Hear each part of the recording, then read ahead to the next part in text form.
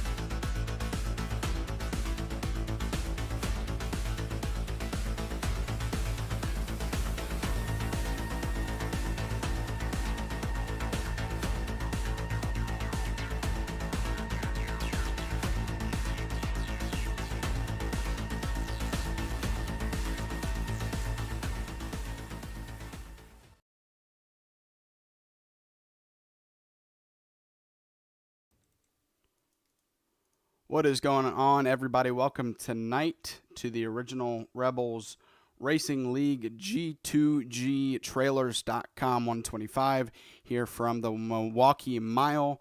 My name is Zach Wetstein. I'm here tonight with Tanner Marr. How you doing tonight, Tanner? I'm doing good, Zach. Glad to be here. Haven't caught a Friday night race with you, so excited to see what these boys can do tonight. Absolutely. We've started off with really three fantastic races to begin the season. Looking to make it four here tonight, but a tough track to do it at. And we mentioned it last week how we finally had some normalcy in a track, and we head right back to another tough 1 mile track. And we are underway for qualifying. And so while I go and turn the sound on for you guys and get ourselves some drivers, Tanner, I'll ask you first of all. You've run this track with the Xfinity car. Just how tough is this track? Zach, drivers going to be battling all night, trying to save their tires more than anything. We tested a few days back, and our track temp was only 91 degrees. They're looking at about 114 degrees right now, so I imagine it's going to be pretty slick because it was pretty slick for us already. But the main thing is it's just going to be it's hard to pass, so you're going to have to try to get your positions quick, not just try to battle somebody side by side because coming off these corners, coming off 2 and 4, you get out to the wall before you know it. And if you're really fighting that wheel, then your right front's not going to be worth much after about 10 to 15 laps. So all in all, it's going to be a fun race, and I think it's going to be a driver's type race, meaning once these tires start to go, if we have a good, long green flag run, it's going to be pretty interesting to see who's able to maintain some good race pace. Absolutely. Patrick Drabik to the point here so far, but we still have a bunch of names left to qualify. Jeff Paisley taking the pole spot away so far here. He has put down a 30.86, but then Jamie Barkus comes in and takes it away from him. So a lot of people jumping to the top of the board here early. Jamie Barkus with a 30.751. But Jeff Paisley does have another lap, I believe, to try to top that. But no, I think he already did his second lap. We'll see, though, as he comes to cross the start-finish line. Crosses the start-finish line and will not improve. So he's second on the board right now, and we'll see if that changes at all. We have Garrett Kinder on track. He's always a danger to take that pole spot away from you. So it's not locked up for Jamie Barkus yet. We got Clint Reese and Garrett Kinder qualifying right now. These are two fast drivers, so we'll see if either which are able to take that pole spot. Yeah, I've raced in this series a few times this season. Well, all three races so far. This is the first race I missed, and it's pretty amazing about like the top 10 every week. they're all easy shoe-ins to be a favorite to win the race. So it's pretty competitive at the top half of this. It's competitive throughout the whole field, but it's really competitive at the top half. As Garrett Kinder crossed the start-finish line, will go up to 8th on the leaderboard. We only have 19 drivers here tonight. Not as many as we usually have, but 19 can still be a fun race to watch at a tough track like this. So these guys are definitely going to put on a good show for us. They always do. The first 3 races of the season at iRacing Superspeedway, Rockingham, and Las Vegas have all had their fair share of long green flag runs. Last week at Las Vegas Motor Speedway, Jamie Barkus came home the winner, so he's the pole sitter here tonight so far, looking to take home 2 in a row. Actually, I think that's 3 in a row he's going for. Yeah, he's going for 3 in a row as he won at Rockingham as well. So Jamie Barkus, and with that, he's really not the points leader still. He has 2 wins, but Zachary Wilson, who actually, speaking of, I am not seeing him here tonight. So that's going to be a big name out of the race tonight, is Zach Wilson, the points leader, but most likely not going to be after tonight. Jamie Barkus in that pole spot with 2 wins. Like I mentioned, he's going for 3. But second in points is Patrick Jerbick with 99 points, but he's going for his first win tonight. So those 2 are teammates, and they're going to start, as of now, 1-3. So they'll be right in front and behind each other in the same row. They always like to work together in these restarts. So maybe we might see another win from that team right there, as they're usually up front. But Jeff Paisley, Joshua Sexton, these guys up here are definitely going to try to keep them from doing that. Yeah, then you got the Clint Reese and Logan Sturgeon, Garrett Kinder. Like we mentioned, there's some really fast guys in here, and I think tonight it's going to be it'd be hard to pin who we think's going to win tonight. If we had to make a guess, if I had to make my prediction, Zach, I'm gonna go with Jeff Paisley in the 7 machine. I think if he can keep his nose clean, I think we'll see him up front at the end of this race. All right. All right, your pole spot goes to Jamie Barkus here tonight with a 30.751. Outside of him, Jeff Paisley. Second row consists of Patrick Jerbick and Joshua Sexton. Row 3, Clint Reese. And on his outside, Logan Sturgeon. Row 4, Charles Stevens in the 88 machine. Scotty Stevens 8th. In the 5th row, Garrett Kinder and Eric Santee. Row number 6, William Griffith and Josh Hall make up that row. Row number 7, Josh Lokenvintz and Mike Veith. Row number 8, Tyler Rice and Tia Swank on the outside of that row. Ray Page and Gregory Sherman make up row 9. And the final row, row 10, Brandon Wallace and Chuck Feltz.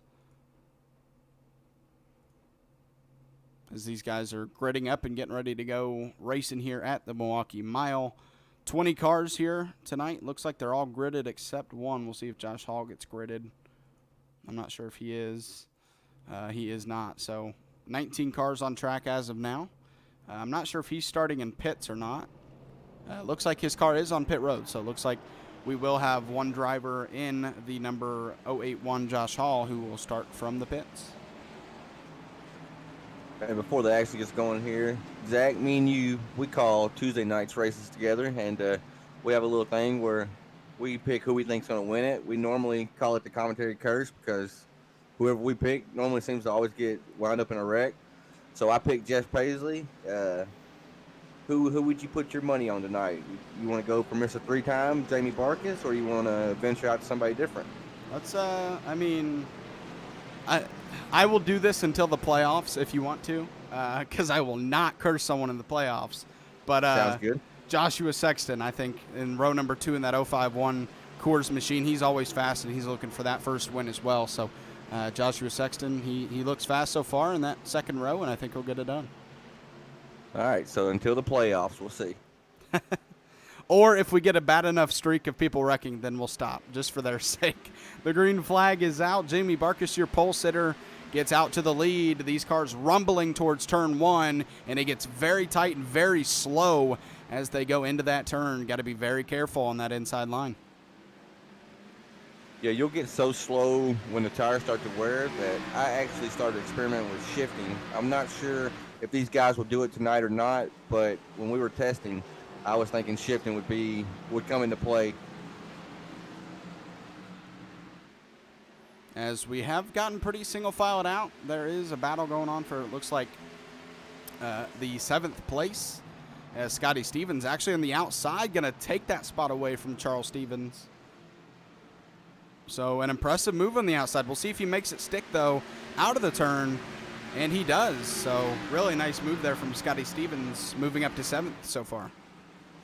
Really impressive to get somebody on the outside here. This track, it's bigger than your typical short track, but it runs like a short track. At second place on the board actually gets loose out on the exit, gets it under control.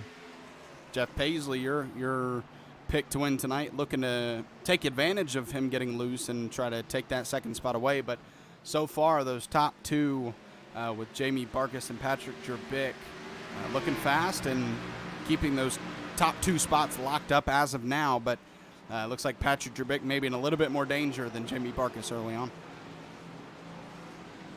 You'll have to forgive me for the first little bit to get used to everybody's name and numbers. I'm used to racing against these guys, not really calling the action. But yeah, it looked like Paisley was actually he closed in on the 07 pretty quick right there when he got loose. I think it's going to be a tough track today, just getting loose on the exit. Yeah, but Patrick Jerbick done a nice job after getting loosed at recovering and keeping that position away from Jeff Paisley. Clint Reist has moved up a spot past Joshua Sexton. He's looking to get that win tonight. But right now, if we're speaking of the leader, Jamie Barkus 5 laps in already created an 8/10 gap over his teammate behind him. So he's looking fast here early. We'll see how long that car, if that car on the long run can stay the way it is. Yeah, he's looking really strong right now. It just makes me wonder if he's maybe using the tires more, if maybe Patrick's just kind of conserving right now. I guess we'll find out as the run goes on. As we got some racing back here, Logan Sturgeon, and it looks like Scotty Stevens making another pass here early on. So you always got to be concerned about him, when you're making a lot of passes, frying those tires. But that you can only tell through time. And right now, Scotty Stevens up 2 spots from the initial start of the race, and now he's looking to track Joshua Sexton down for the top 5 position. Scotty's looking pretty strong right now as we got some more side-by-side action right behind him. William Griffith, another car looking strong here in that purple 12 machine, up 3 spots. He started 11th, currently P8 after passing Charles Stevens. And here comes Garrett Kinder in the 76 Ford Mustang. He started in the 9th position, and he's back to 10th. So a rough start for him, maybe just taking it easy. We'll see if he starts to advance his position as the laps go on. But so far, still in the top 10, and he's pretty sizable distance over Tia Swank. One thing I've learned about that 76 machine of Garrett Kinder, you notice he's driving a different line than these guys and everything. He don't ever get in too much of a hurry at the first of the race, but by the end of the race, he's always in contention. So I'm sure he's just conserving tires right now, just letting the race come to him as it goes right now. 8 laps green so far here at the Milwaukee Mile, as Jamie Barkus still is your race leader.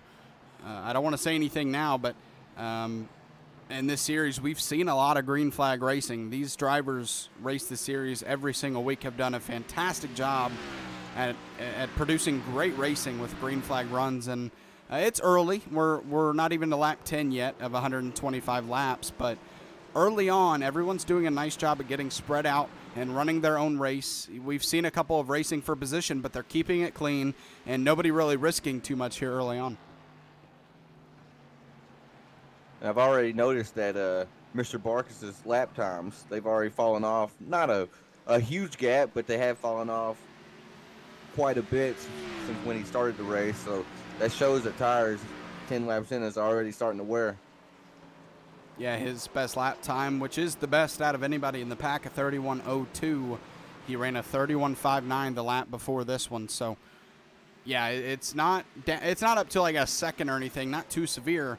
But as the laps go on, and those tires grow older, it will drop to over a second off the pace of what they were running early on. So, and I'll use this time to kind of give you guys some information about our sponsor here tonight while we're getting these green flag laps. G2Gtrailers.com, run by veteran. It's a veteran-run company in Indiana. They let you customize trailers. They just sell outright trailers to you. You can go to their website, again, G2Gtrailers.com, if you are interested. I checked their website out before the race, and it's very easy to access anything you need by their website. So, again, if you're interested in anything trailer, make sure to check them out. And then I want to talk to you guys about the pit window here tonight. We haven't talked about that. I talked to some drivers before the race, and we are looking at about fuel-wise 80 to 82 laps. But tire-wise, we probably won't make it that long if we go green flag that long. So I think we'll see these drivers around halfway or just past halfway go to pit road to get fuel and tires, because by lap 65 or so, or 62 or 63, those tires are going to be pretty far gone. Yes, I think by lap, I think you could honestly pit between lap 40 and 60, and you would be wanting to pit by then. So if they can stretch it out to about 60, that'd be great. And I know their tires will definitely be begging for some new tread. Yeah, I'm thinking they'll at least try to make it halfway for green. Until then, if we get a caution, obviously they'll go pit. And by the way, these drivers have 4 sets of tires outside of the tires they start on. So that's important. That can be important if we get enough cautions. But I would think you would at least want to make it to halfway. But that's the beauty of racing, is pit strategy. You can split it up into thirds and pit twice, or you can make it to halfway and then just pit once. So we'll see what drivers choose to do here if we can make it that far, which so far it's looking great. Up to lap 15, Clint Reese up to the 3rd position over Jeff Paisley.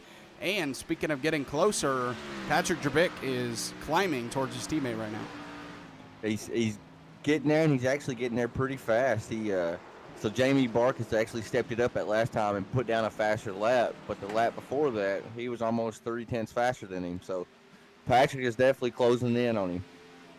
As we see Clint Reese, like you said, he made the pass on Jeff Paisley. I think Clint's another one of them guys that he's really good as the run goes on. He's really good at conserving tires but maintaining his pace. Just see how slow they have to crawl into the turn there. I mean, you just have to slow it down so much, and he gets really tight there. But you just see how slow they are.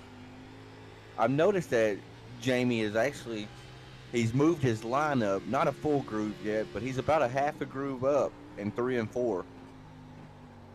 Let's see how slow they get in turn 1. About 89 miles per hour is what they get down to. And then they'll climb back up on the front stretch all the way to about 150 miles per hour, 147 miles per hour there with Patrick Drabik. So about 50 miles per hour difference in the turns compared to the front stretch and back stretch. And that's kind of what I was alluding to a while ago when I said this is a mile track, but it races about like a track like Martinsville. Most of these mile tracks, when you enter the corner, you kind of just drag the brake, just a little bit of brake pressure. But here, you're having to almost stab the brake one time really good to get the car slowed down, the momentum down on the car. That way, to make the corner without just eating your tires up. And, I mean, we're seeing it right now. As like I said, they're losing about 50 miles per hour on corner entry just to make the corner. Yeah, and one thing I'm noticing, Patrick Drabik's able to keep it down to that low line a lot better than Jamie Barkus right now. So if you look into the turn, and hopefully he doesn't make me a liar here, but you see how much higher. Well, actually, they both got to about the same. But usually Patrick Drabik throughout these laps has been able to get it down to that white line a little bit easier than Jamie Barkus has. And one thing I've noticed between these teammates, unless Clint Reese gets to these two, they'll probably just ride right now. But if Patrick Drabik is on the back bumper of Jamie Barkus and Clint Reese gets to him, most likely the 69 will just give it up. And here comes a run from Patrick Drabik. And, yeah, we're not seeing Jamie Barkus. Oh, there he goes. He's going to give it up to his teammate. He knows he's faster, and When you're working with a teammate at a track like this, the goal is obviously to keep you 1-2. But if your teammate's faster and he's behind you, sometimes you got to let him go so someone else doesn't pass him and you. I'm interested and curious to see if Patrick's able to create a little bit of distance between him and Jamie now, or if Jamie has that target in front of him now. So I don't know about you, Zach, but I'm faster when I'm chasing somebody versus when I'm being chased. So I have to wait and see how this plays out right here. As Clint Reese is actually closing in on him pretty quick right here, too. Yeah, Clint Reese looking pretty fast right now as the laps tick by. Already to lap 20 here of 125. Already about a fourth through the way of a full fuel run that you can do. But like we mentioned, the tires are going to be screaming at you by lap probably 50 or 60. You probably do not want to go 80 laps on these tires. But hopefully we get to the point to where we see that pit strategy really come into play, as these drivers are just doing a really, weekly, these drivers are racing like this to where it's clean racing 22 laps into a run, where this is a tough track. We've been to Rockingham and now Milwaukee Mile. These are not easy tracks to do this at, and they're finding ways to. It looks like Clint, he's a little bit faster than Jamie right now. I think he's just saved his tires a little more.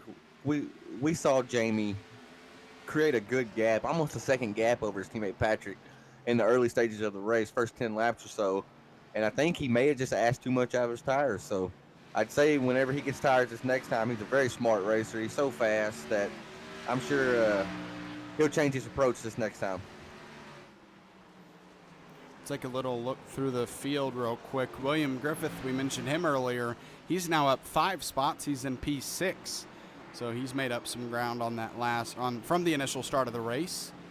And then we go ahead back to Tia Swank in 11th. He's also up 5 spots, looking to try to crack the top 10 with Charles Stevens 1.3 seconds ahead of him there in that 88. Those are your big movers so far. And at a track like this, you're not usually, sometimes we get the big movers early on where they get 10 spots or something. But when you have only 20 cars on track compared to what we usually have is, 30 to 35, it's a lot harder to make up ground, or, make up that much ground.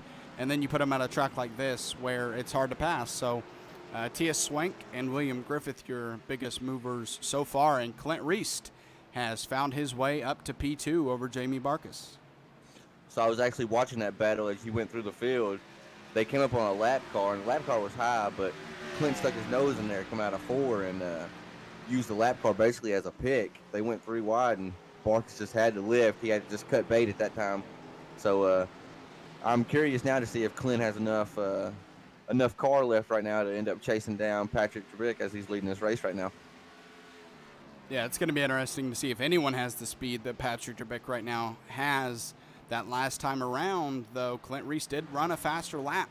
32.39 for Patrick and a 32.31 for Clint Reese. But those are the 2 easily fastest cars on track right now. Everyone else is running 32.4s, 5, 6s, and above, up to the 33s. So they're in the top 2 for a reason right now. They are both fast. And Clint actually has a clean racetrack in front of him right now with no lap cars. He just sees Patrick at his windshield. So now's when we'll be able to really tell if he's just a little bit faster, he'll catch him gradually.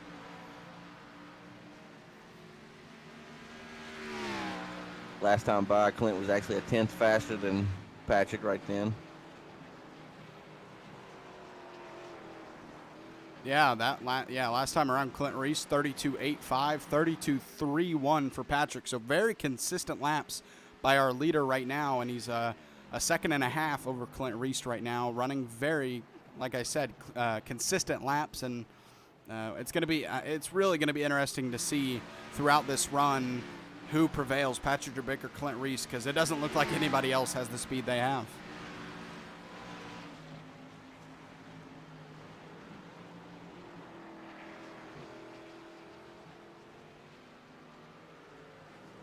So we'll go through your running order real quick.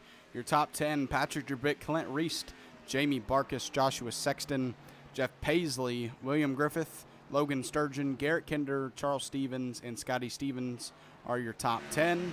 Tia Swank, 11th, Josh Lokenvins, 12th, 13th. Ray Page, Tyler Rice 14th. Brandon Wallace 15th. Gregory Sherman 16th. 17th is Chuck Feltz.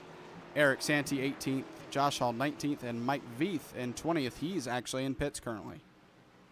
Yeah, so I heard him call out number 9, Mike Veith. He called out that he was entering the pits. So, and then we see another guy just said pitting in. So I'm wondering if about 30 laps or so is about as far as they want to go on these tires or not. If I'm leading this race, I'm going to stay out. If I'm running towards the back, I don't have a whole lot to lose, except I just don't want to go a lap down right here. Yeah, Eric Santee and Mike Veith were kind of more near the back of the pack when they pit, so I'm not sure we'll see many other drivers pit right now, just because it seems a little early. You don't want to, only lap 30 and you got to go 125 laps. So I think if you're going to split it into 2 pit stops, you got to wait just a little bit longer until you take your first pit stop. But the problem with having, these really old tires is if someone around you does pit, then it kind of forces your hand a little bit. You may not have to pit, but you feel like you have to pit just because they're about to get on 4 fresh tires and you're going to be on these, 30-lap old tires that are running way worse lap times. But here comes Clint Reese right now.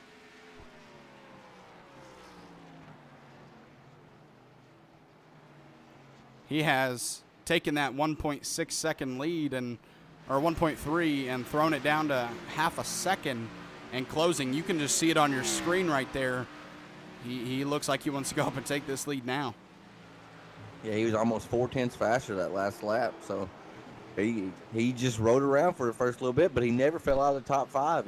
He was always gaining positions, but he was still doing it while conserving his tires.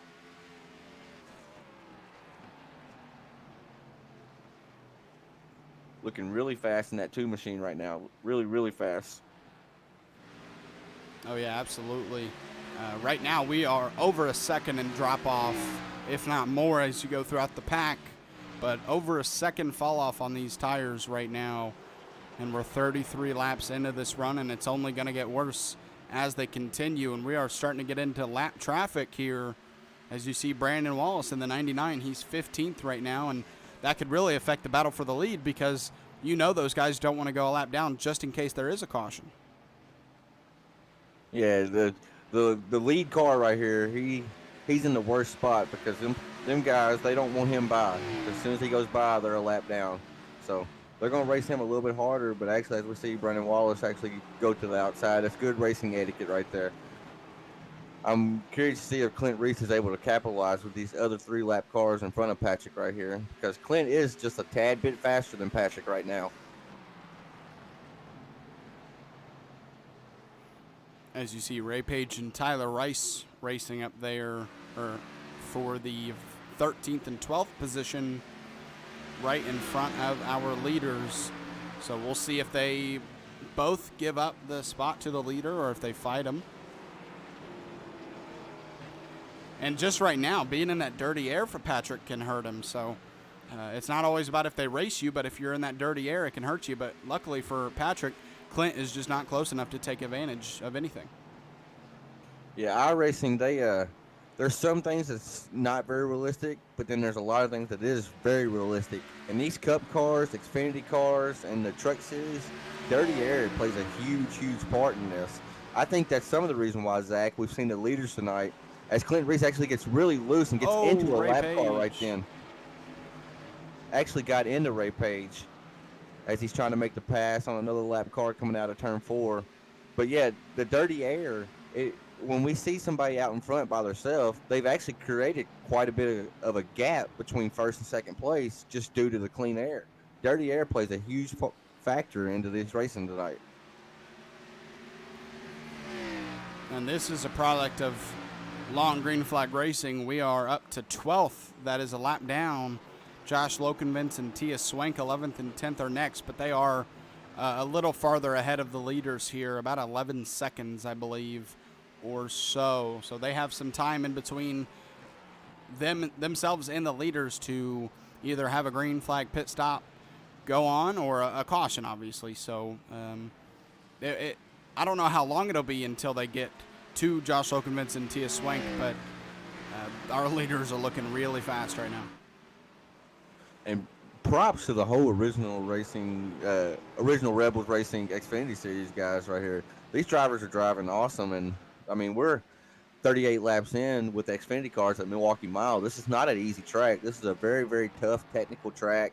Heavy, heavy braking zones. You got to hit your marks. If you miss your marks, you're going to be chasing your car around. So props to these guys for keeping it clean out here. We see some actual side-by-side racing by the lap cars behind Clint and Patrick here. Yeah, that is Tyler Rice, and that's Jamie Barkus lapping these cars himself. As Jamie Barkus working his way through all this lap traffic that we just saw the leaders go through. And, the not so bad thing about being third in this position is that these cars have already been lapped by the leaders, so they don't necessarily need to battle you as much if they end up battling the leaders at all. But they don't need to battle you as much because they're already a lap down, and you're not going to do anything to them any different than what the leaders have already done. So sometimes being in third isn't always the worst thing. I'm hearing a lot more chatter about drivers wanting to pit right now too, Zach. So I think between about 40 laps, man, because I've heard about 5 or 6 drivers mention it now. So there's a few of them wanting a caution. I can tell you 2 drivers that don't want a caution right now, maybe 3, is Barkus, Clint, and then Patrick, who's leading this race right now. They're still putting down impressive lap time. Sorry for interrupting. No, you're fine. William Griffith, who I had mentioned moved up to 6th, now into the top 4. He is 4th right now, up 7 spots, and is only 3.5 seconds back from Jamie Barkus. He's been closing up that gap this entire time. So William Griffith, he has some pace tonight. We just haven't seen as much of him because he's been a little bit further in the pack than these other guys.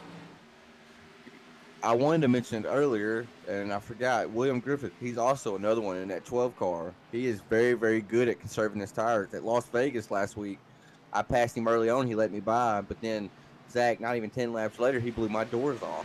So he's another one that's really good at conserving his tires. Yeah, he finished 4th last week as well, so he's running consistently where he ran last week.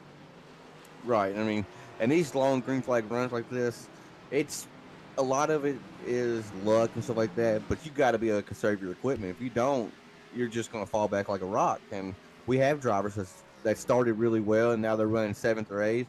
My pick to win the race, Jeff Paisley, he's actually running 7th right now after starting 2nd. So he'll have to regroup if we get a caution or do his green flag pit stops and just approach it differently as well. Jeff Paisley just in front of Logan Sturgeon, so Logan trying to make it one more spot he's lost, along with Charles Stevens and Tia Swank. So if we're going to see pit stops, I think we're going to see it here very soon, because we're getting into the part of the race where you can cut this into 2 pit stops. Yes, sir. I think it's mainly going to be monkey see, monkey do with the guys that's in the top 10 or so right here. It's going to take that one guy breaking the ice, and then you're going to see a lot more action on pit road.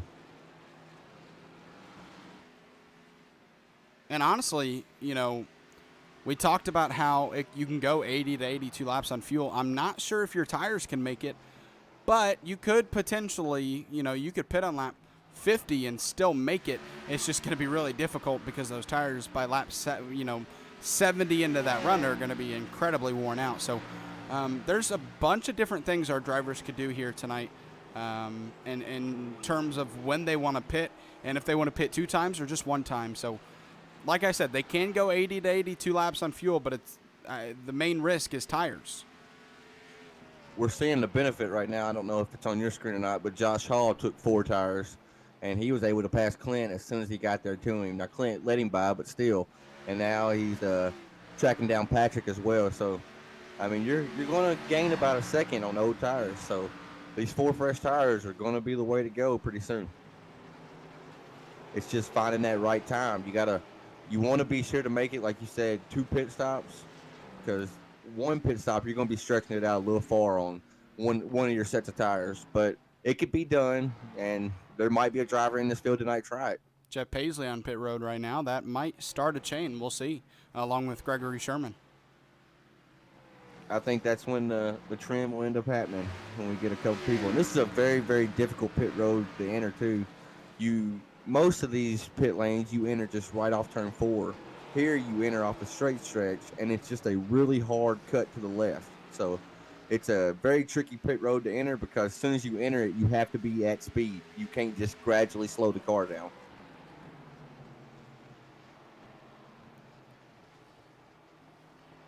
You see Patrick Drabik with some lap cars in front and behind him.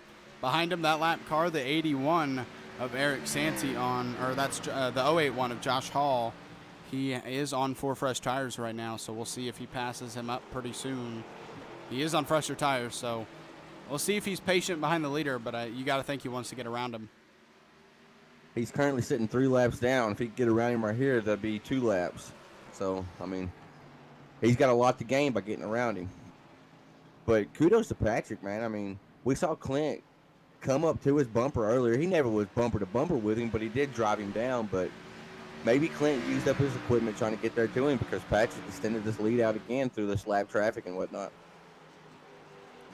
And while I'm looking through our scoring here, one name I'm starting to see move up a little bit more, Garrett Kinder. He's moved up to the top 5 over Joshua Sexton, and he's tracking down William Griffith right now. He is 11 seconds back from the leaders, but that's just because, and William Griffith runs wide, so that's going to be another spot for Garrett Kinder. Now up to 4th. They're still side by side, though, down the front stretch, but him being 11 seconds back from the leader is just a product of him being in a pack of cars compared to the leaders really having a lot more clean air, but he's moved all the way up to 4th from 9th where he started this race at. So 50 laps, he's getting stronger and stronger. Yep, he's one of them that's just really good at conserving his tires, and he can just maintain a decent pace. He may not be blazing fast at the very start of the race, but he's going to be really fast at the end of the race, that's for sure. A lot of racing going on behind him back here. Between some cars on fresher tires and some cars on older tires. There's Jeff Paisley. He's on 4 fresh tires, currently a lap down. You know, Zach, this is when I thought the accidents would happen, is when you get these guys mixed in with 4 fresh versus old tires. I mean, the speed difference is so major that you close the gap on somebody so quick that you got to be laser focused not to accidentally run into somebody or whatnot, you know? Yeah, absolutely. As Drabik is starting to deal with some traffic, Clint has made the gap a little bit smaller in between him and the leader, but still about 1.2 seconds. But they have cleared themselves from 8.5 seconds over Jamie Barkus right now, and they are running away with it. Now 52 laps into this race. We're getting very close to halfway, and if we can get to halfway, it's just going to be a 1 pit stop for these guys. Yeah, they've stretched it out pretty good, and like I said, we're closing in on halfway, almost there. I want to thank the sponsor again, GTGtrailers.com, as we got a caution to come out right here. Oh, wow. Okay. Didn't expect that to come out. Jeff Paisley, a lot of front-end damage. I'll never, ever pick another winner, Zach. Tell me this ain't real. You can't make it up. You can't make it up. Oh, man, it started out as just a single-car accident, but it grew into much more. Let's check this out. Spins out of 4 on those fresh tires, cold tires, you could say. And then Charles Stevens gets past it. Oh, and then just nowhere to go for the 6 and the 90 there. Or the 06, not the 90. The 06 and the 6 right there. The 6 of Tyler Rice and the 06 of Gregory Sherman, just nowhere to go when Jeff Paisley started to turn left a little bit more. Some people might say right then, Jeff, why didn't you hold your brakes? But in my eyes, he was just trying to get to the inside to get out of people's way, and that who he got into right then or who got into him, that was just very unfortunate. That stinks to see that happen as we finally see our leaders elect to come down pit road. And I think they went as far as they wanted to on them sets of tires. Now this is interesting. No, Clint Reese missed his pit stall. That's going to cost him some positions. That will cost him some spots when he comes back out. Oh, yeah, he's still trying to fix his position there. Just now getting the right side tires. That's going to be at least 4 or 5 spots right there. I would think. The way iRacing works is you don't have to be perfect in your box like they want you to be in NASCAR or whatnot, but You got to be, there's a threshold in there. And if you're too far left, it's going to tell you you're too far left. If you're too far forward, too far back, it won't initiate the pit stop. So you have to get that car basically in that box how they want it, or your pit stop will not begin. And we saw Clint. He got in there a little bit too hot, slid through, and then couldn't get it straightened up. And with this caution, there's a couple of things I want to mention. They're going to go back green in a couple of laps, so that's going to make it around a little under 70 laps to go when we go back to racing. So you got to think if we go green the rest of the way, unless you're maybe in the back of the pack and you're already too far behind, I doubt we see another pit stop from these guys because they already went 50 laps there, and it would obviously be an extra 15 to 20 laps, but I think they could make that happen. Yeah, if this thing goes green on out, I don't think we'll see. You'll see a few takers maybe from the guys that pitted about 10, 15 laps ago. That's going to be a little long on their tires, but they could do it. I wish I could see what people's tire percentage was in here, but I can find out really quick.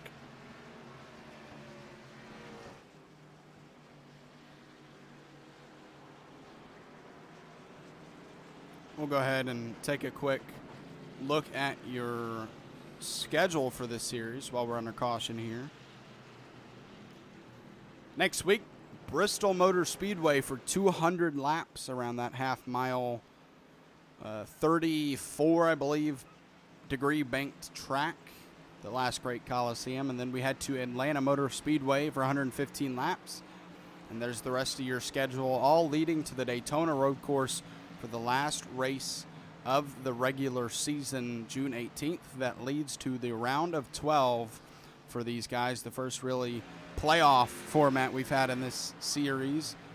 Dover, Kentucky, and North Wilkesboro will be the three tracks for the round of 12. And then the hardest round of them all, it seems like Darlington, Texas, or Talladega, not Texas, Talladega and Richmond are all three very tough tracks to run at and make the championship for, but these drivers are going to have to do that. And then finally, the championship for 150 laps at Phoenix Motor Speedway, where we will crown a champion. The winner of that race wins the championship, so it'll be fun to watch then. But right now, very, very early into the season here at Milwaukee Mile as the pace car pulls off. And your leader is off. The green flag is out. Teammates are even right now, and Jamie Barkus going to try to take the lead into turn one. But it looks like Patrick Drubik on that inside going to be able to make it work. Jamie Barkus on the outside out of turn two. We are too wide throughout the pack right now, actually. A little further back, it looked like fourth place actually got into the wall a little bit right then on the exit. Very impressed with Jamie to stick with his teammate on the outside there. This outside line here at Milwaukee Mile, it's not where you want to be, that's for sure. Two drivers we've been mentioning throughout that green flag run and who are far from the leaders just because they were caught back in the pack. Garrett Kinder and William Griffith, third and fourth right now. We'll see if they have the same pace as these leaders starting up near them now on this restart.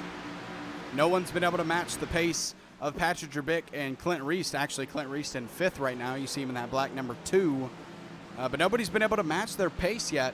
And now with Garrett Kinder and William Griffith, two drivers who have been making moves throughout this race, now they're up here with the leaders, and can they maintain that pace?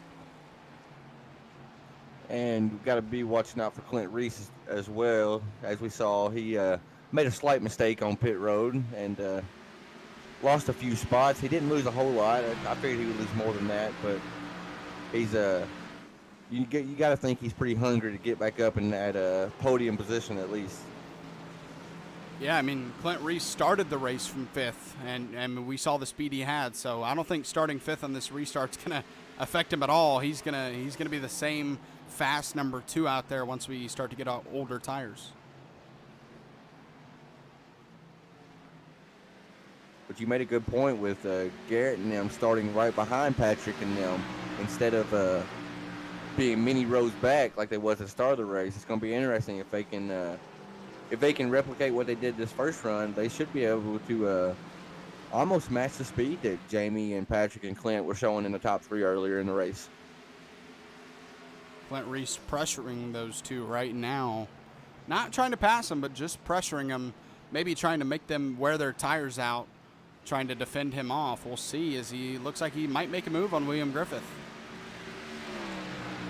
As we see that clean air come into effect again with Patrick out front. I mean, it just seems like that leader can almost create a half second to a second bubble to the guy in second, just mainly from clean air. We actually see a car taking pit lane right now. I'm not sure who that was just yet. That looks like Eric Santee down pit road, as Clint Reist passes up William Griffith for fourth. Logan Sturgeon back there trying to find his way into the top five.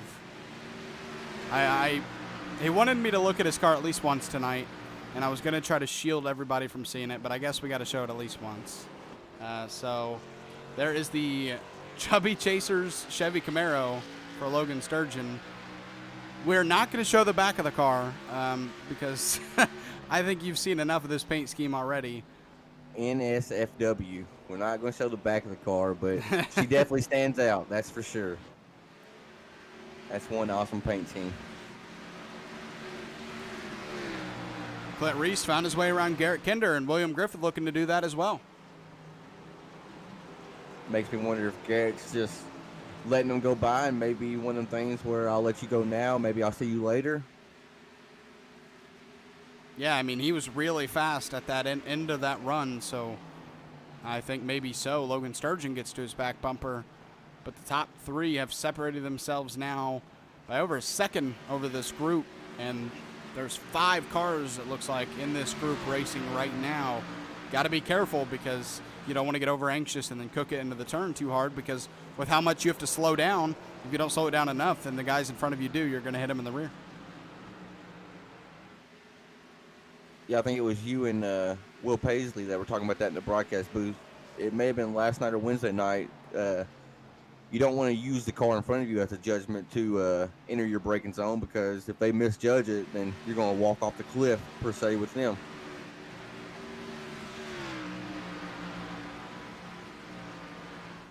As you see, Patrick actually, he's opened it up to over a second gap now. As our top three, Clint Reist is actually closing in on Jamie Barkus right now. They've created a little separation between 4th and 5th place on the grid, so I'm wondering if they're just saving tires or what, as we have another caution out, Zach. Caution is out. Jeff Paisley looks like he's in a spot to get a lap back. I'm not sure the caution's on. I've been trying to sort through the field, and I didn't find anybody. I'm not seeing anything either on my end, Zach.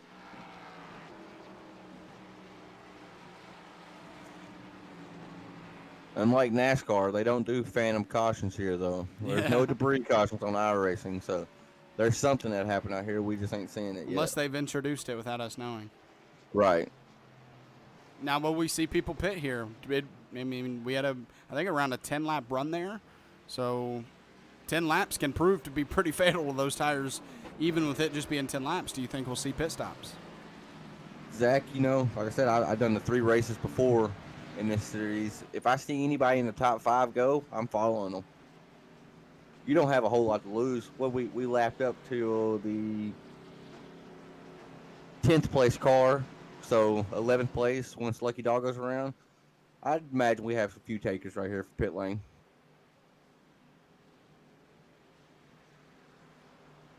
Yeah, when you have 4 sets of tires, should probably take advantage of it, but we're not going to see. Garrett Kinder is going to go down pit road along with Logan Sturgeon and Ray Page, but not many other people following them down pit road. And yeah, I mean, Garrett Kinder, he loses I think he was in 5th, but Josh Lokenvins and Logan Sturgeon follow him, so he's only going to be about 7th place. He's only going to lose 2 positions, and he's going to be on 10-lap newer tires. And 10 laps at, say, Martinsville, 10 laps at Richmond may not be that big of a time difference as far as lap times go. But at the Milwaukee Mile, I think you're going to see a pretty big difference in these tires right here. If we go green flag all the way to lap 125, that could be a winning move from one of these drivers who pit. Absolutely. I think that could be one of the moves of the race right there. If electing to pit on lap 70, coming to lap 70 under caution. Yeah, maybe early on, if we go green all the way from here, it won't be too big of a difference, but as those tires start to go away, I think you're definitely going to notice the difference. So I think we see some lap cars in the middle of these lead lap cars hoping that everyone would pit so they could get a wave around, but no such luck. Yeah, it's a terrible feeling when you see about 3 cars in front of you on the lead lap and you're a lap down, and you're just thinking, go pit, go pit, go pit, and they stay out. You're like, oh man.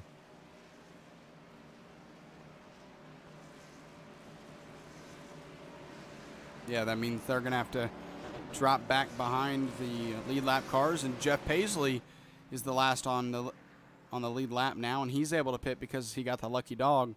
If you take a wave around, you're not eligible to pit, but if you are a lucky dog, you can pit after the lead lap cars. So Jeff Paisley taking advantage of that.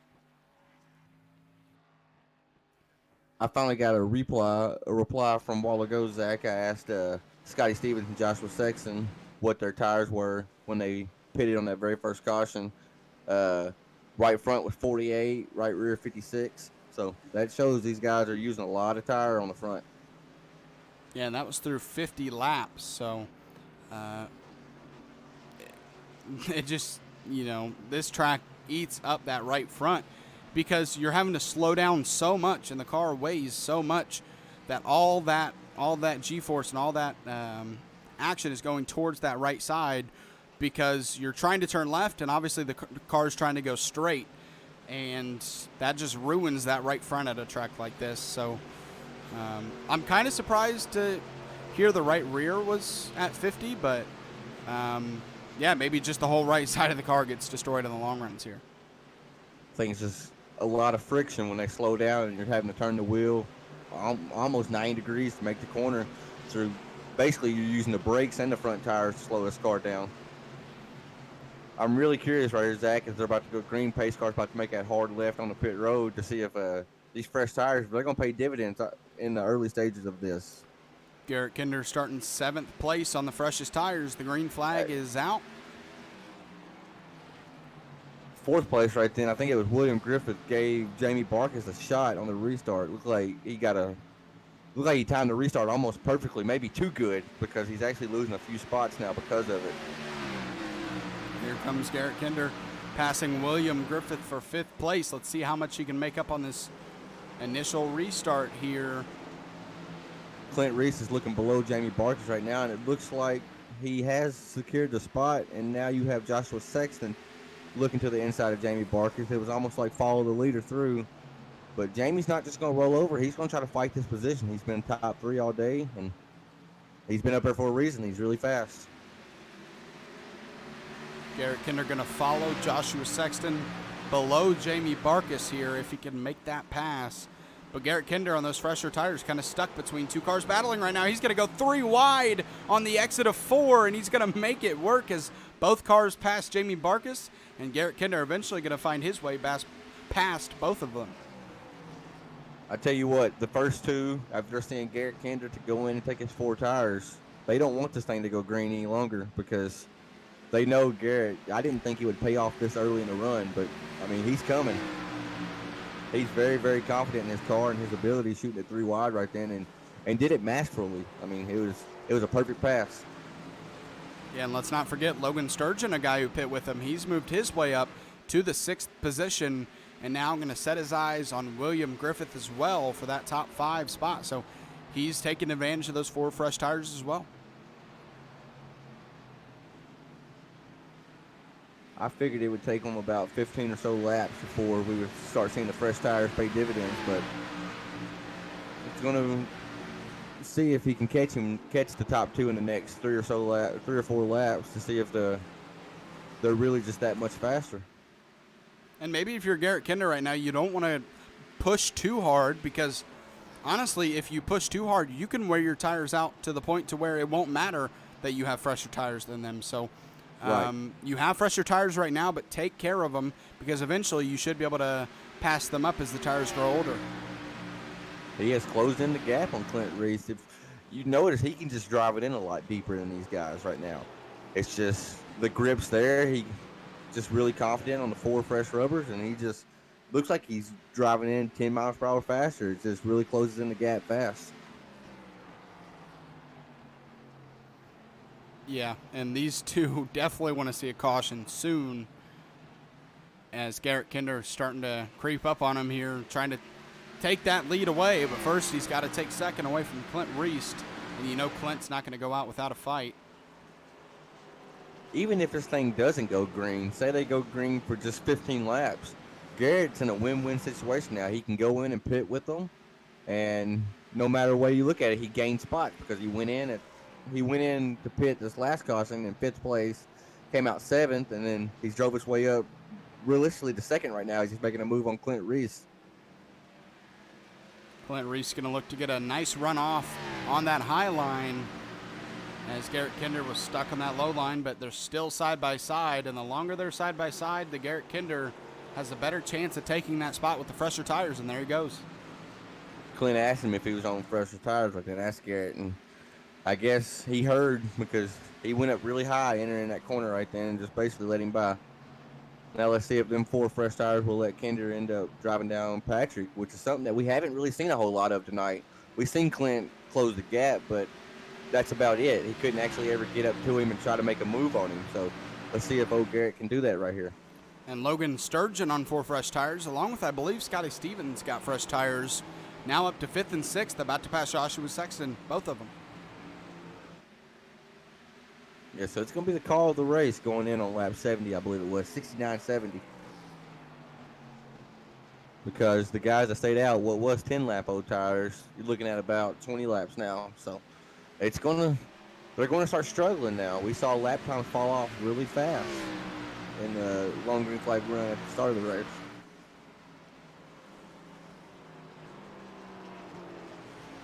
Garrett Kinder now 2/10 or about a car length behind our leader now, as he is really coming on those fresher tires, and I'm not sure there's going to be much Drabic's going to do, but Drabic being in the lead, I think he's going to battle a little bit harder than Clint did. Did you see how hard Garrett went into that corner? I honestly thought they were going to touch. He's just able to carry so much more momentum on corner entry. And we see Logan Sturgeon, he's put his bright car, we'll say, up in the front pack right now. So yeah, fresh tires is the way to go.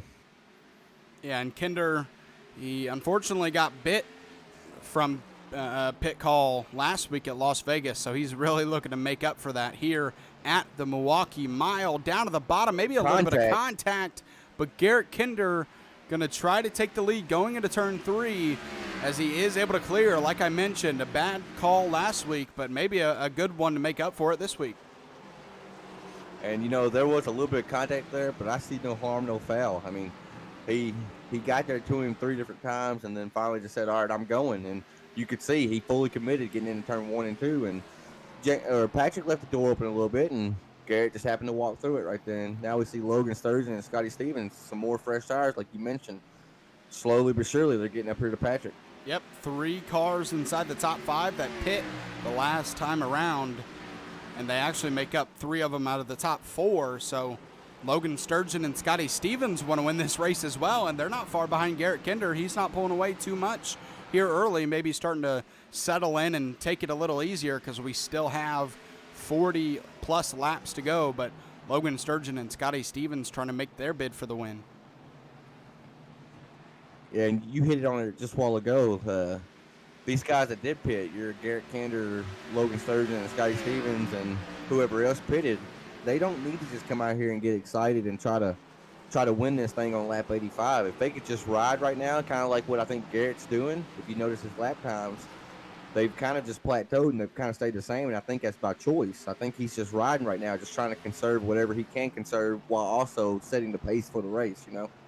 And that's what Logan and Scotty Stevens will have to do. I'm sure after they get around Patrick right here, I wouldn't be surprised if the top 3 just ride for a little bit. Patrick Drabic doing a really nice job at holding his position right now. You've seen Clint fall back pretty far, but Drabic keeping himself inside the top 3, the podium finish, but we'll see how long he's able to do that on those older 10-lap older tires or so. Absolutely. And I have no doubt that Patrick's still saving a little bit of tires right now. I mean, I truly feel that, and I think he's still sitting very pretty right now. Even if this thing goes green, I think he'll be okay. He's a super, super fast driver, and he's just He's a wheel man. I mean, that's cliche to say, but he is an absolute wheel man.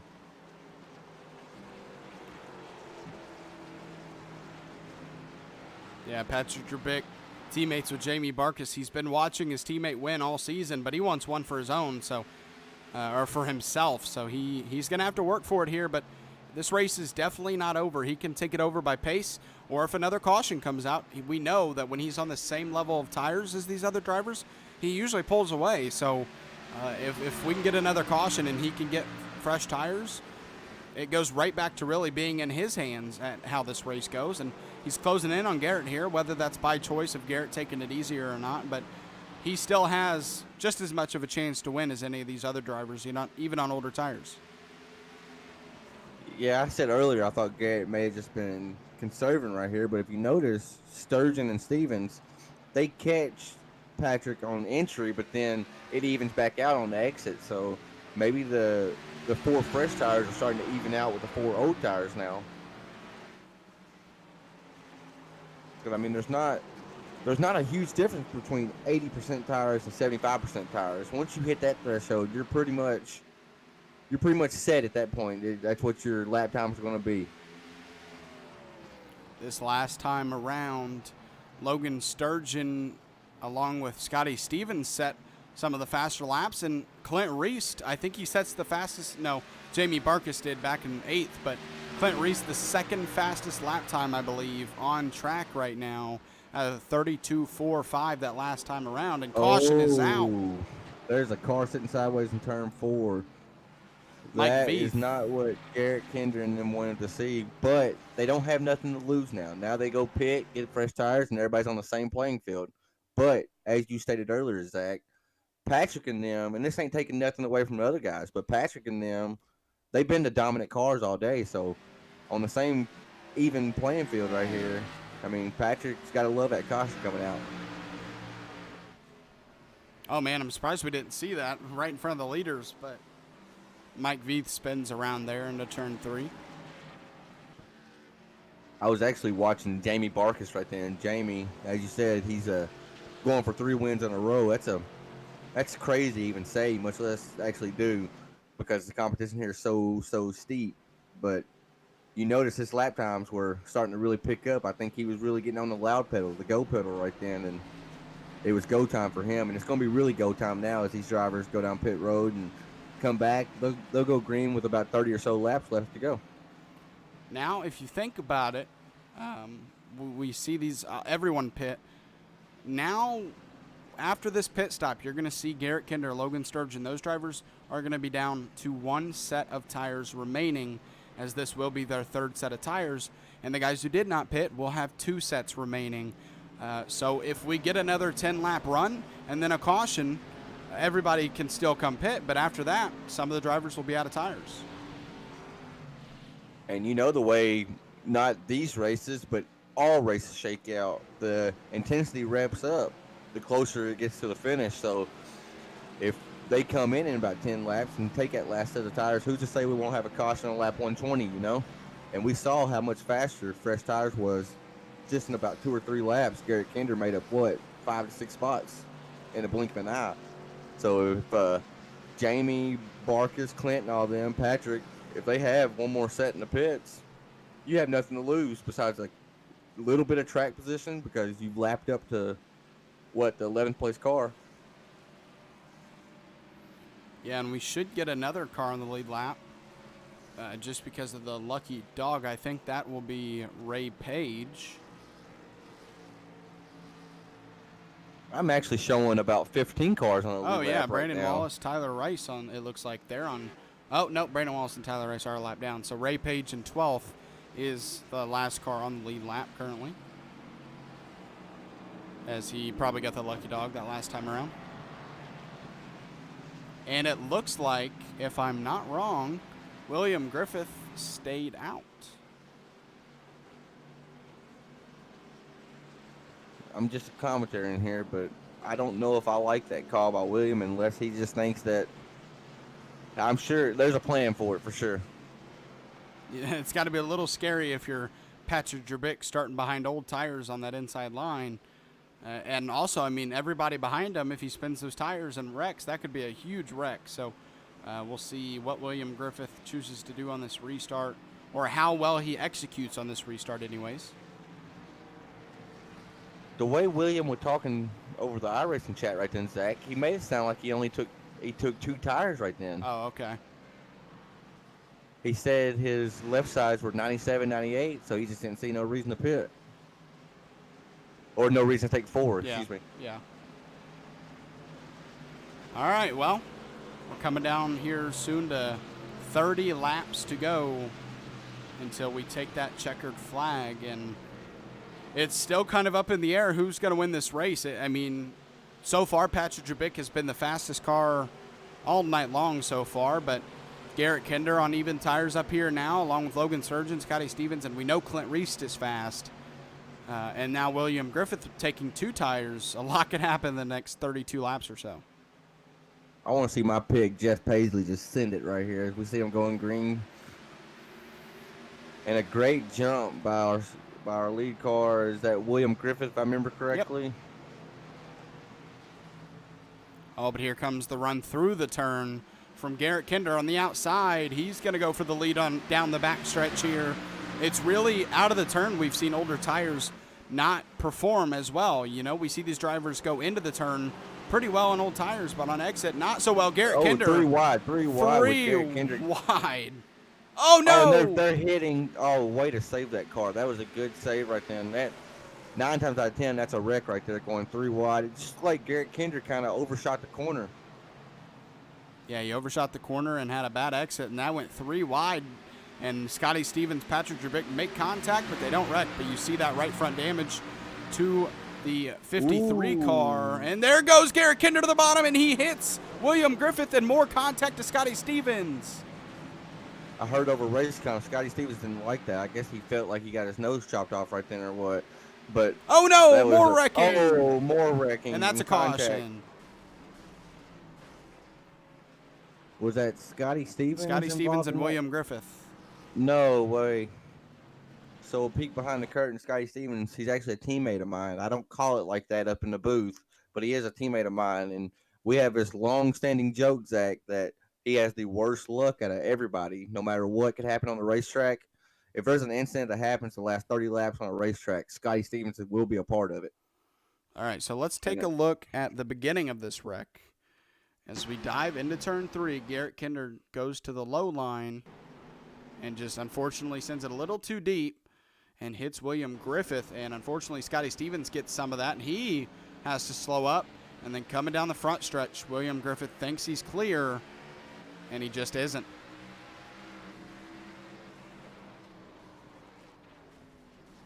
And Brandon Wallace and Chuck Feltz get some of that, along with Tia Swank. And there goes Mike Veith.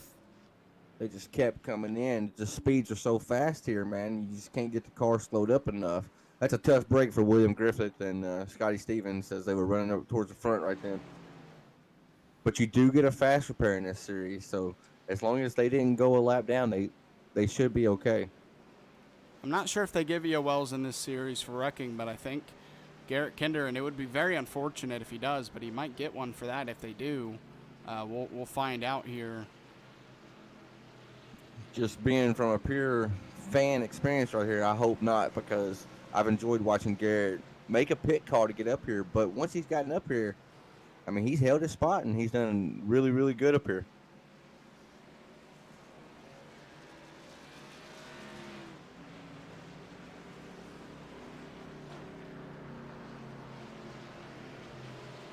Your top 5 right now: Garrett Kinder, Patrick Drabik, Logan Sturgeon, Joshua Sexton. That's my pick, so he's still in it. Jamie Barkus, your top 5. Clint Reist right behind him.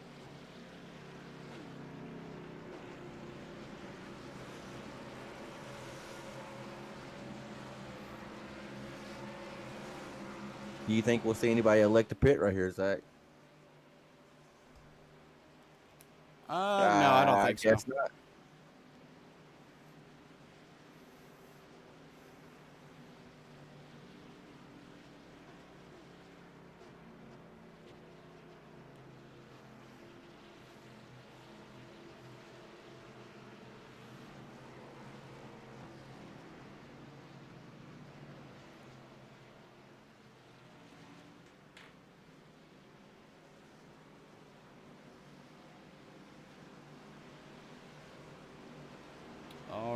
So Garrett Kinder, Patrick Drabik, your front row on this restart. Logan Sturgeon and Joshua Sexton behind those two.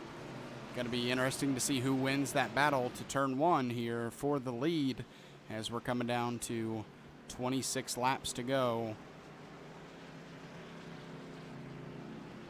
This race has been controlled a lot by Patrick Drabik, but as the race has gone on, a couple more competitors making it interesting for him.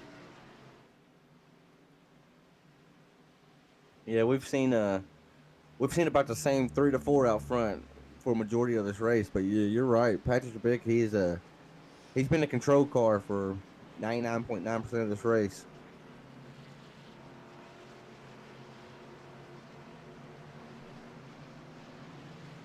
I also noticed right then, Zach, in that green flag run that I think Griffith, being on the 2-tire strategy, I think he was kind of not really holding the field up, but checking the field up, and that's why the aggression looked so much more in about mid-pack, because they were just so much more faster on 4 tires.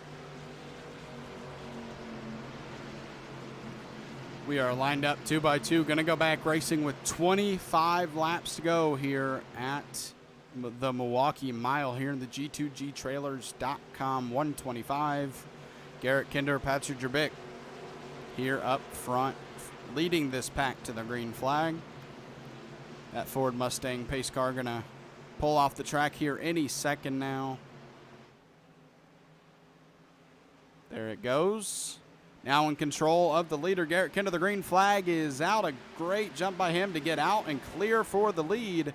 And when you take that green flag, it's not too long until you're already diving into turn one. Some tracks you see a good distance in between turn one and the start-finish line, but not here. Yeah, we see some 2 wide action side by side, a few rows throughout the field right now. We still got 24 laps to go right here as they cross the start-finish line, so there's still plenty of time for that stuff to get shaken up right here. As we see Logan Sturgeon just kind of in the catbird seat right now as the 2 leaders in front of him fight side by side. Yeah, Logan Sturgeon, and there goes Garrett Kinder wide. So back to the lead for Patrick Drabik, but he's going to get a great run on the outside. He closed that gap really fast right then. But just maybe not enough for Patrick Drabik going into turn 3, and there goes to the low side. Jamie Barkus looked like he was going to try to make a move on Logan Sturgeon, but Logan's going to make a move on Garrett Kinder here for the second position. He runs this series. For anyone who doesn't know, he runs the Xtreme Xfinity Series on Friday night, so you know he'd love to get a win here tonight.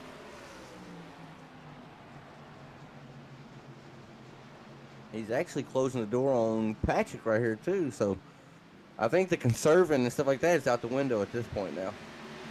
You got to be careful with that, though, because 23 laps, while 25 when we went green, that's still a long way to go, and that's a lot of laps to wear your tires out. So some of these drivers may, with it being 25 laps, go all out. But I think there's just too much time as, Jamie Barkus gets loose back there. I think there's just a little bit too many laps to go all out, because once you get to that 25th lap, the white flag, your tires will be all worn out. You're right. I mean, we saw a 10-lap run. You were losing about a second per lap almost, So, absolutely. You have to find that happy medium to where you can maintain pace but also maintain tires for the end. After that restart, Patrick Drabik, Logan Sturgeon, Garrett Kinder, your top 3 now, as Clint Reese and Jamie Barkus round out the top 5. But Patrick Drabik right back to controlling this field, back where he wants to be, and where he's been most of this race until the first caution. So he's happy being in control of this race, because he showed on that first 50-lap run that if he can get out in the lead, he can conserve those tires along with being a lot faster than everyone else. As we see, I don't know drivers' names yet. I think it's Clint Reese in the 4th spot. I thought he was going to be making a move on Garrett.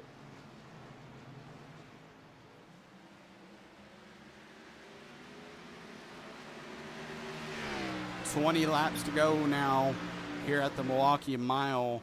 Clint Reese, who's been in second behind Patrick Drabik most of this race, he's starting to find his way into the battle for third right now with Garrett Kinder. He's looking fast once again. But does he have the speed this time around to beat Patrick Drabik, as last time around he was able to get to him but not pass him? I know you hit on it just a while ago. Logan Sturgeon, who is the lead admin for this series, it's one of them like don't look now, but look where I'm at. He's in second after he ran about seventh, eighth for most of the night. So made that one great pit call with Garrett Kinder, and now finds him and Garrett Kinder both sitting in the top three. It looks like Clint Reist is, as he gets loose.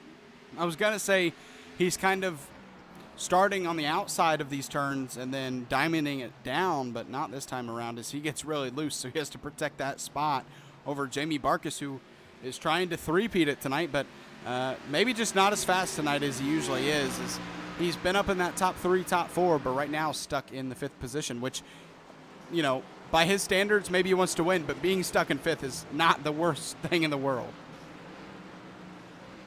Absolutely not. As we see some action actually for the fifth place spot right now, I believe it is.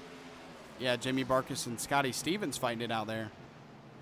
So Scotty, after being involved in that wreck, I guess he used his fast repair and got back out here on track, and that's a warrior right there to get involved in the wreck. But it's also nice having a fast repair this late in the race, because what went from could have been a terrible points night to a good points night really fast. Garrett Kinder working on the back bumper of Logan Sturgeon. Logan Sturgeon goes wide. That might cost him 2 spots here, as here comes Clint Reist.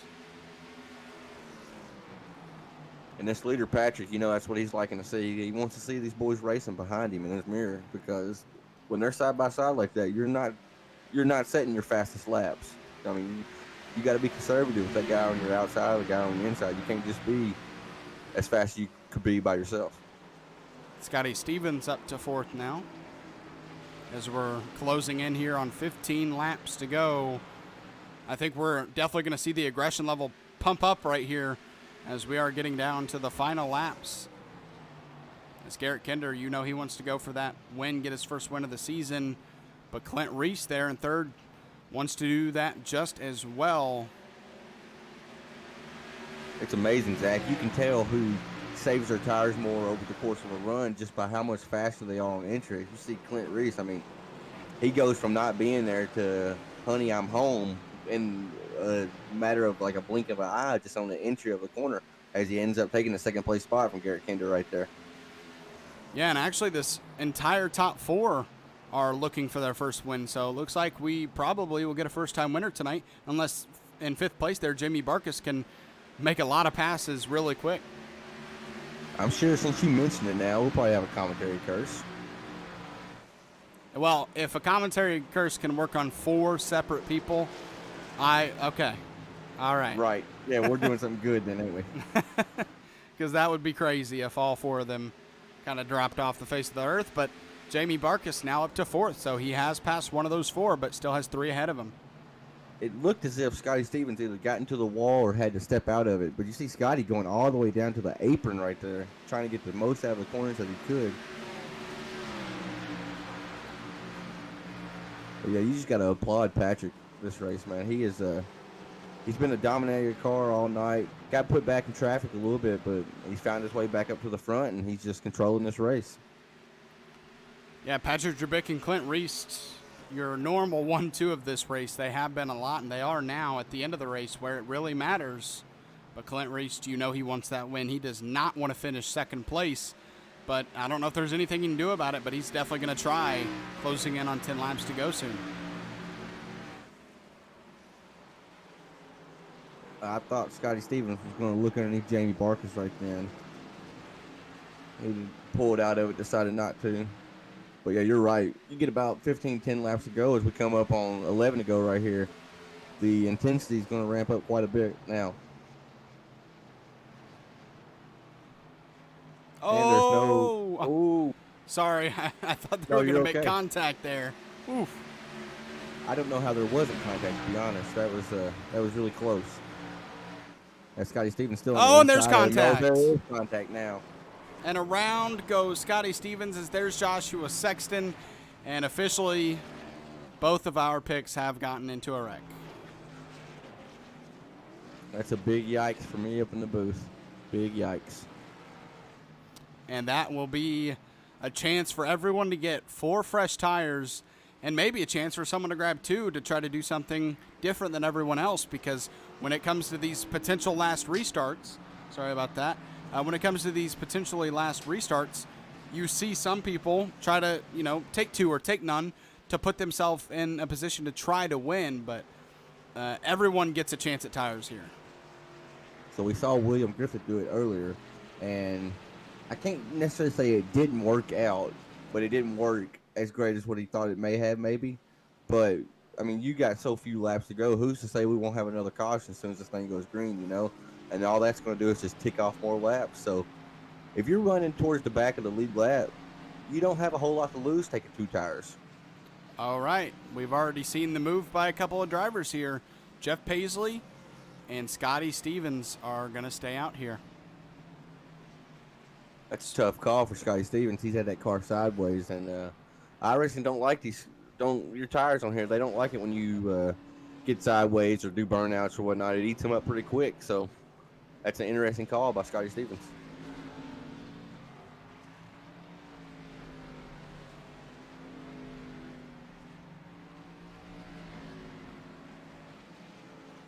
Zach, I know you have the timing and scoring on your computer. Are you able to see how many actually stayed out that's on the lead lap right now? Yep, Jeff Paisley and Scotty Stevens. Just them two, huh? Yep. I was gonna say if there's a buffer in between like Jeff and the guys who are on fresh tires, maybe 5 to 6 cars, then it could pay off huge. But there's not a whole lot of cars in between them. There's no cars in between them virtually. So it's gonna be hard to fight them off, I think, especially with Patrick and Clint. I mean, they've showed they've had the dominating speed all night anyway, so it's going to be interesting as we go green with about 5 or so laps to go. I don't think you can really blame Jeff Paisley for taking this chance because he's been kind of stuck back in 10th or 11th after getting in that wreck earlier, and he just didn't want to be stuck there anymore, even with fresh tires. So he's going to take a chance, and really the worst he can finish now is going to be, I believe, 13th as William Griffith is back on the lead lap.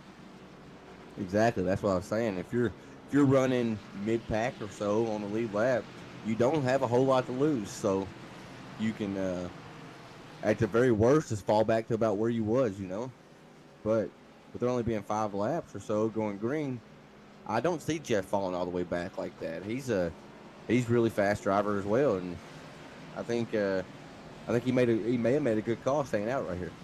It looks like we're going to have 6 laps to go. I believe we'll cut the white to go, or the one to green here, as all the lap cars that were up here have been moved to the back. So I believe we'll collect the 1 to green here as the light goes off on the pace car. This is your lineup. We're going to have 6 laps to decide who wins, maybe more if we get a green-white checkered. But for now, at least 6 laps. Jeff Paisley, Scotty Stevens, your front row, both stayed out, and then everyone behind them on 4 fresh tires. It's going to be interesting because the pace with them 4 fresh tires. It won't be drastic maybe at the start, but by the time they're getting in turn 3 and 4, there's going to be a difference there. So if you're on 4 fresh tires right behind the 2 on the front row, you just got to play nice, and hopefully within the next 6 laps or so, you can sort it out and get by one of them or both of them. And don't look now, but Jamie Barkus outside line of that second row, looking to get that 3rd win in a row. I would love to see somebody go 3 in a row. I mean, I would, because that's a heavy feat to do in such a competitive league as we go green. And Jeff Paisley and Scotty Stevens actually get good jumps. So Scotty Stevens is going to fall in. It looks like right behind Jeff. Here we go. Scotty Stevens is going to have someone below him. And here goes Patrick Drabick, already below Jeff Paisley. And he's already going to take that lead away. Not even 2 turns, 3 wide on the back stretch. And we're going to have contact, but no wreck. Scotty Stevens had some contact with Jamie Barkus. And we are 3 wide again as Jamie Barkus and Clint Reese battling it out. But those no tires are falling back quick, and we have a wreck. Caution is going to come out, and we are going to have a green-white checkered. So now for Jeff Paisley and Scotty Stevens, they see it didn't work out. They almost have to pit here, but absolutely. They're going to lose all that positions again now, though. I mean, you saw how it's a gamble, though. You saw how quickly they lost. I mean, they lost 3 or 4 in 2 turns. So I believe, you have to go take tires and just see what happens. As we're going to see what happened for the wreck here. And not only did they lose those spots, Zach, they actually got put in some hairy situations to almost lose their car too, you know. So yeah, you almost just have to take your tires here and just hope for the best. But that's why they call it. I mean, it's a risk, it's a gamble, and sometimes it pays off, sometimes it don't. But you got to applaud them for at least trying it. So it looks like Logan Vince was behind Charles Stevens, and then he got checked up, and it got him loose first of all, right here. Gets him loose a little bit, and then Ray Page maybe double taps him. Oh, nope, not the second time, but Logan Vince spins around in hard contact at that inside wall. But Ray Page really nowhere to go when Josh Logan Vince slid up in front of him. Yeah, he just had the momentum. It's just a domino effect at that point. So we should go back green flag racing with a green-white checker here if I say so myself. There might be 2 laps to go, maybe. Yeah, if there's 2 laps, yeah, we're going to get a green-white checkered here, no doubt. It looks like it's going to be an overtime green-white checkered, not a natural one, so this should... I don't know how many green-white checkers they give them, but this will take up one of those attempts as you see the 81 of Josh Hall get the lucky dog, and he will be back on the lead lap, so that's 14 cars now on the lead lap. So before we get the lights off on the pace car, I'd like to thank the sponsor again, GTGtrailers.com. Like Zach mentioned earlier, you can go to their website, and they design pretty much any type of custom trailer you like. That's GTGtrailers.com. Sorry, G2Gtrailers.com. I don't know if you noticed me. No, you're good, man. You're good. What'd I say? You said GTG. Oh, okay, yeah, G2G. Sorry. You're good, man.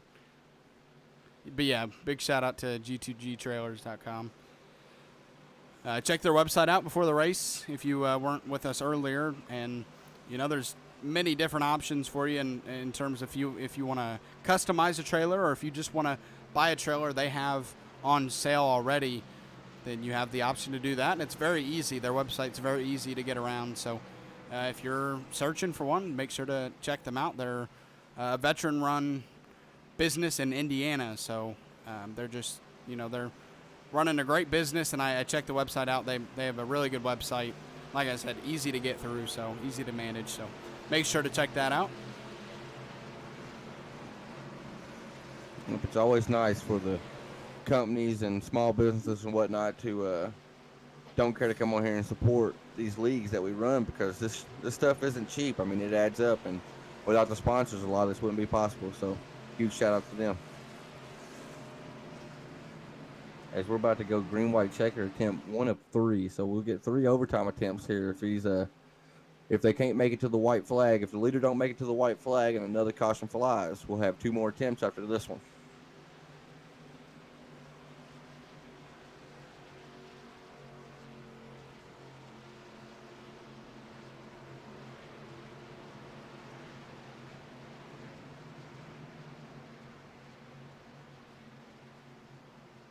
Yep, the lights are off from the pace car, I believe.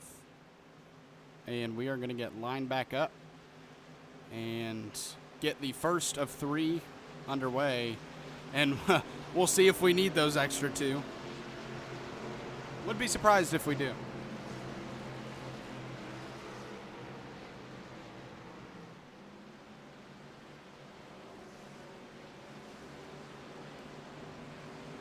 As you see, Jeff Paley and Scotty Stevens are only 3 rows back, so I don't know if they actually pitted right then or not. No, they did not.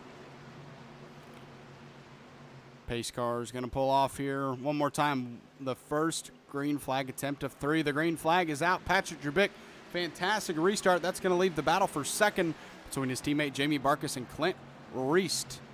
Clint Reist there on the outside, that number 2. Jamie Barkus, 69 on the inside. Oh, a little bit of contact, and that's going to leave the door open for Garrett Kinder on the inside to try to get in that top 3 podium.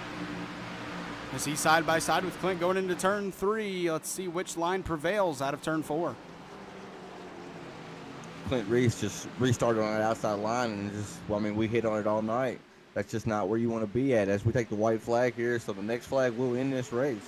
3 wide back here as the white flag is out. Your leader, Patrick Drabik. 1 more lap around. His teammate behind him, Jamie Barkus, who's going for 3 in a row, but I don't think he's going to be able to reach him. Patrick Drabik into turn 3 and 4 for the last time. The battle for third is going to heat up a little bit. But out of turn 4, first time winner this season here at the Milwaukee Mile. Patrick Drabik is going to win the race. The battle is on for third. Garrett Kinder edges out Clint Reist. That was a good race, and a good race throughout the entire field. Excited to see Patrick Drabik finally claim the first victory of the season after we're, 4 races in. Yeah, and with Zach Wilson not making the race, that should put Patrick Drabik into the lead in the points. And Jamie Barkus, I mean, he showed his talents again tonight, although he didn't go 3 in a row. I mean, how many people do go 3 in a row, honestly, And he still finished second, so we're about to see Patrick Drabik burn him down.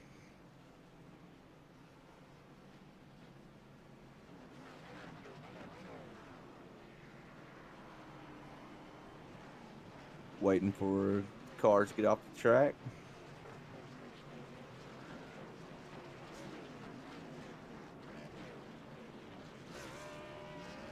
Here he goes, giving us a smoke show. Oh, a double smoke show.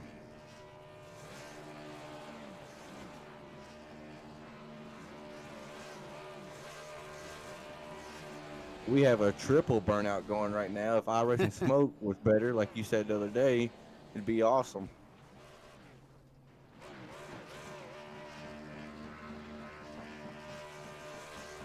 Just an excellent race by Patrick, though, all around. Just an excellent race.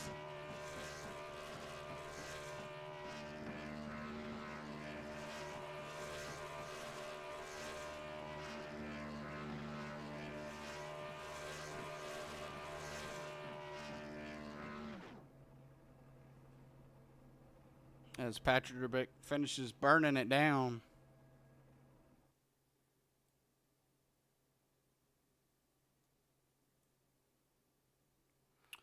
All right.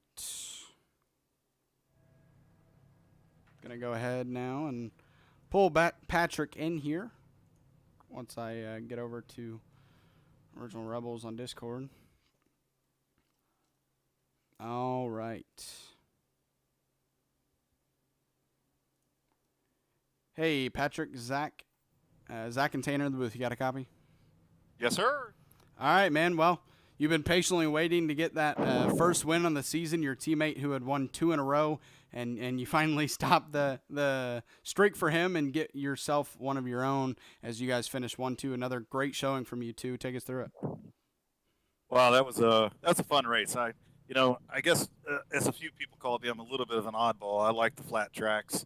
I like the challenge of them because you really got to drive the car with the brake and the gas pedal more than you do the steering wheel. But, I mean, a huge shout-out to my teammate, Jamie. We put a lot of practice in to get ready for today's race, and it was an absolute blast. So, Patrick, I hear you say you put a lot of practice in. That's what you could tell watching the race. I mean, we hit on it a lot in the broadcast booth. You just had you had the most dominant car all night. You controlled the pace for most of the night. When that last caution failed, did you like your chances on being able just to retain the lead and fight them off, or did you think maybe somebody would pit and get 4 tires and maybe give you a shot? That's a great question. In that first long run that we had, I was steady pulling away. I mean, I definitely was able to save my tires a little bit. I definitely think there were some guys that were better in the short run than me. So as the caution started to fly there a little bit, I got a little concerned, but that last one, I knew I had control of that restart, and if I could get a good restart, I could pull out and be able to take home the win. And it worked to a T. I mean, it was a marvelous race, and like I said, you had a dominant car all night. You got any sponsors? Anybody you want to shout out and give thank yous to? Yeah, absolutely. Our main sponsor who sponsored the race tonight, G2G Trailers. He's a veteran-owned business, Chuck the Trailer Guy, that's based out of Indianapolis here. So for any of your race trailer needs, please get a hold of him and visit g2gtrailers.com. And again, just a huge shout-out to the league. This is a phenomenal league. Thanks to Logan and everybody that puts it on and all the guys that race. it's an absolute blast to race with everybody. Awesome, Patrick. Well, congrats on getting your first win, and I think the way Zach was talking, you should be in control of the points lead now as well too. Outstanding. I appreciate it, fellas. All right. Now we'll move on to his teammate that he was mentioning, Jamie Barkus, who finishes in the second position tonight. Let me go over here. Jamie Barkus. There we go. Hey, Jamie, Zach, and Tanner in the booth. You got a copy? Yeah, I got you guys.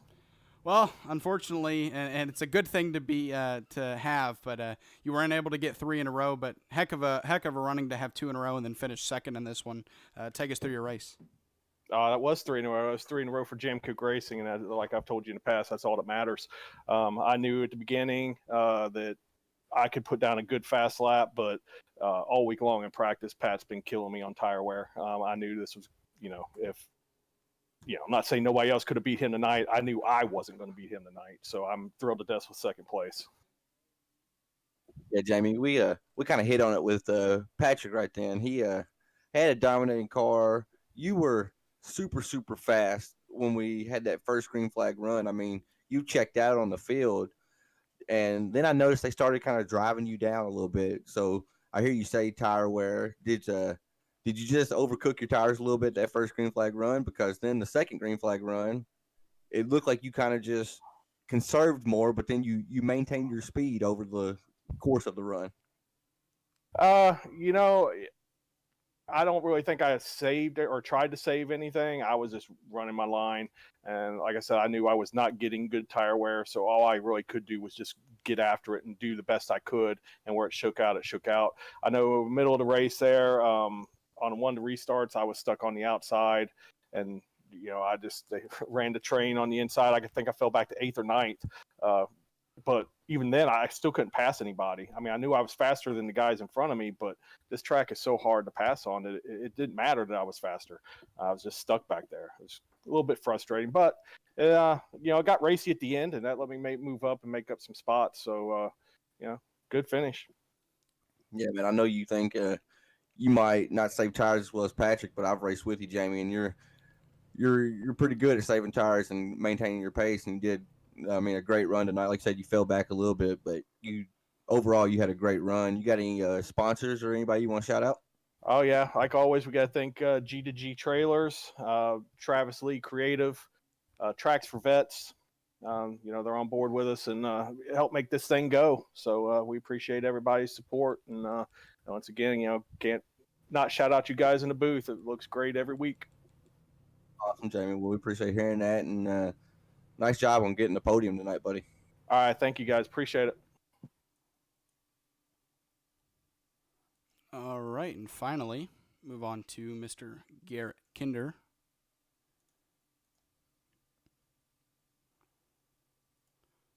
Hey, Garrett, Zach, and Tanner in the booth. You got a copy? Yeah. Well, man, you finished 6 spots ahead of where you started the race in 9th.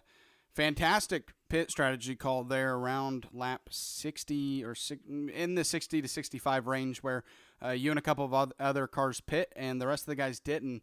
Did you think that would end up working out for you? Because we thought so, and it ended up working out for you. Well, whenever I first did it and the leaders didn't go in, I was questioning it. But I guess a lot of people actually followed us in because I think I came out of that I might have been P6 at the time. So whenever I came back and we were getting ready to go back green, I had a pretty good feeling about it just because tires were a premium tonight. If you had good tires, you can make some things happen. Yeah, man, we were applauding the decision. I mean, I didn't think it would pay off as quick as it did, but just 2 laps in, when that second green flag run, I mean, you were already looked like you were fighting for the lead. You had great pace all night. I mean, and you conserved your tires pretty good going into that last green white checker we had right then. Was winning on your mind, or was you wanting to just play it safe for points and try to just bring home a podium, or how'd you feel going into that last green white checker right then? Oh, I knew that. I think it was Patrick and Jamie up in front of me. They were on rails tonight. I mean, they were flying. Only reason I got around them was because that tire call the first time. So whenever that last one came out and we were all on even tires, I mean, I'd take a win any day, and I was going to do everything I could to get it, but they never gave me a chance. It was going for third the whole time. Right on, but don't sell yourself short because, I mean, once you made that, it was a risky decision, I thought, whenever you went in to take tires when they were on about 10 lap old tires. But once you got up there, you never left from up there. I mean, you stayed up there and you stayed competitive the entire time. And you fought it out and had a great top 3 finish. So congratulations to you on that, Garrett. You got any sponsors, anybody you want to shout out? Well, I got a message from Logan. He says, I'd like to thank Josh Oswald for the paint scheme because it brings light to an issue that fat girls need loving too, but they just have to pay for it. And that's from Logan, the fish sturgeon. I'd like to give a shout out to y'all up in the booth. Of course, give a shout out to Reaper Racing and Full Send and everybody over here at Original Rebels. It's all a good time over here. Y'all have a good night. Absolutely, Garrett. You too, nice man. third place finish, buddy. And let Logan know that he did get some airtime tonight with the paint scheme, but for the viewers' eyes, we did not show the back of the car. I'll let him know, brother. Appreciate that. Good Good race, run, buddy. Garrett. See y'all. All right, that was your top 3 here tonight. A fantastic race, honestly, all around. We had a couple of cautions, here and there, but that never really kind of ruined the pace of the race. We got a lot of good green flag runs in, and overall some great racing here at the Milwaukee Mile. I'm going to go ahead and pull up the results, and while I do, Tanner, last thoughts on tonight's race? Zach, going into this race tonight, I thought it would be not messy because of the driver's talent. I just thought it would be messy because of the track we was at. I mean, we came into this thing with a 114-degree track, a slippery track, but these drivers showed that they kept poised and there wasn't no big mistakes out there tonight. Yeah, we saw a few cautions, but at the end of the day, we're racing, so that's going to happen. But just huge shout out to Patrick Trebick for finally claiming that first victory, and Jamie Barkus. We said he didn't go 3 in a row, but we heard it from him. He's just excited to have a teammate win, and I love hearing that. I mean, that's great to hear that a teammate gets this excited for his teammate winning than him actually winning. And then Garrett Kinder finishing top 3. It's just an awesome run and awesome race by everybody tonight. Yeah, absolutely. Here are your race results. There's your top 18 right there. We'll go to the end of it there. Actually, why is it not? Oh, wait, because that's... Okay, never mind. There we go. And before we sign out, Zach, I want to say thank you to the sponsors, and I'll get it correct this time. G2Gtrailers.com. Like I said, they're a veteran-owned business in Indiana. They do race trailers, any type of trailers you want. Just look them up online and thank them. Huge shout out to them for supporting the league. Absolutely. One more time, go check out their website. I checked it out. Very easy to use and very easy to get around. So big shout out to them, like you said. And so thank you guys for tuning in here tonight. 125 laps here at the Milwaukee Mile. Next week for this series, we head to Bristol Motor Speedway for 200 laps at that half-mile, very banked track. So hopefully you all will tune in for that. Tomorrow night, Saturday night, Send It Cup Series here in the Original Rebels Racing League, I believe. They will be at Talladega Super Speedway, if I'm not wrong. I could be wrong, though. But yeah, I believe they're at Talladega, and I'll be more affirmative on that, obviously, tomorrow night. But thank you guys for tuning in tonight. Great race, and thank you, Tanner, for hopping in the booth tonight. Looking forward to having you in for the rest of the season. So, thank you guys for tuning in. It's been Zach Wetstein and Tanner Muth in the bar. Tanner Marr, not Muth. I'm sorry. Tanner Marr in the booth.